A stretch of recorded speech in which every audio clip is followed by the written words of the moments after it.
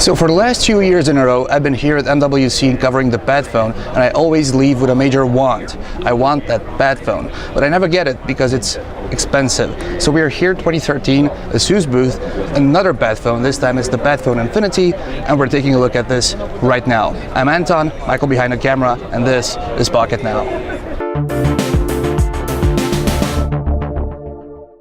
So as you might know, the Padfone concept is easy and simple.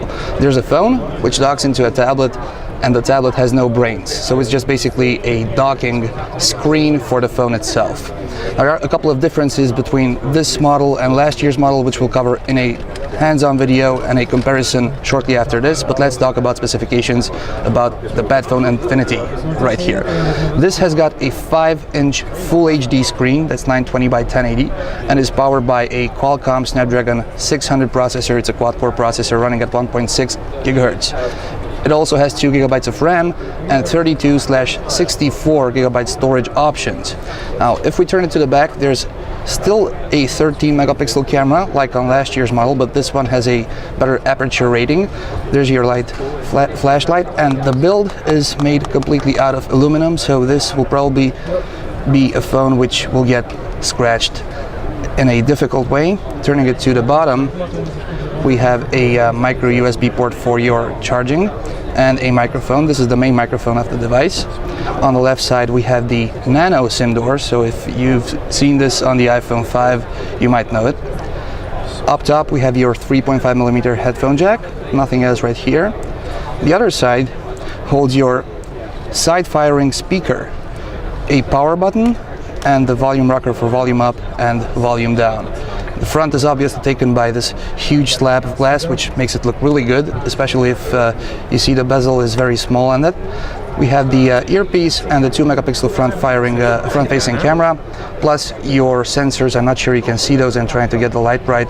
There are your sensors for proximity and light. Obviously ASUS branding on the front and a Padfone branding on the back, which is a little bit off, but this is pre-production hardware and also pre-production software. Now let's jump into the docking side, the tablet side of things. This is basically a dumb tablet. It has no internals as in a processor or memory. Everything you operate on this side of things happens on the phone once you dock it in. We've got a 10.1-inch Full HD display. We also have a webcam right here, and it's not that thin, but it tapers towards the edges, if you can get a feel of that. Turning it to the back, this is plastic, so this is no longer the aluminum you'll find here. As you can see, this is plastic. It feels good, but we wish it would be the same material. This is your docking station, so here you dock your phone like this. You just slide it in and push it down. And I'll just remove it so that you can see the action itself. We have your speaker grill right here. We have the micro USB port for charging. This also holds a battery, so while you are docked in, it charges your phone itself. There's nothing on the bottom. Going up top, there is your power button, and to your left there's another micro USB port, or maybe that's a micro HDMI port. And let's do some docking action. Okay, so here's the docking action. You take your phone, you slide it in this little pocket all the way to the bottom, and then you just push down on it.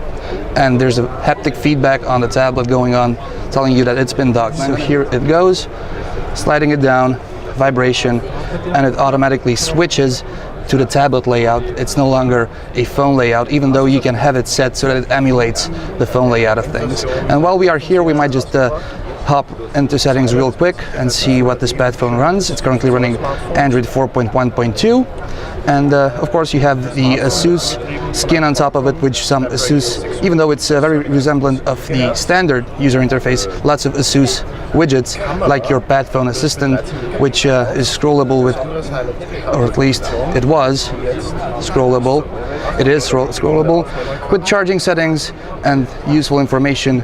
This is Michael Fisher's favorite widget, the power indicator for charging, how much power you have on your phone and on your tablet. So basically this is all about the Padfone at the moment. One thing, we don't have the fancy stylus which acts as an earpiece. You can talk on the phone while it is docked in, either by using a speakerphone or by using a standard Bluetooth headset, or you can just pop it out and use the phone as a phone.